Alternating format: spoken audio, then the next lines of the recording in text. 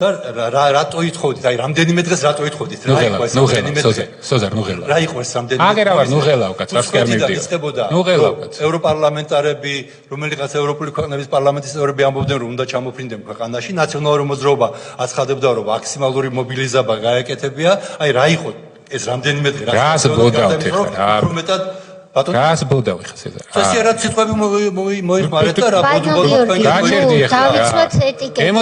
ემოციები მარტე ცოტა რა მოგივიდა. სიტყვები შეარჩიეთ და ისე გამოგივიდა მარტე ეს ემოციები. ბატონო გიორგი. ვიმუშავე ერთად ბოლო ის იყავი ჩემი კაცო. აბა რა გინდა ეხლა რაღაცა ნაციონალური მოძრაობის მობილიზაცია და რაღაცეებს ყვები რა. 2008 წელს შენ იყავი პირველმა ვინც აღიარა ისა რა მიშას გაყალბებული არჩევნები ერთი გაჩერდი რა. მათყუ არ ახარ კიდევ ერთხელ მაგის ვიდეოებსაც განახები კი და მიშას ეს არჩევნები 2021 წელს არჩევნები რა იყო რა აგება პირი რა აგება არ იყო ეგრე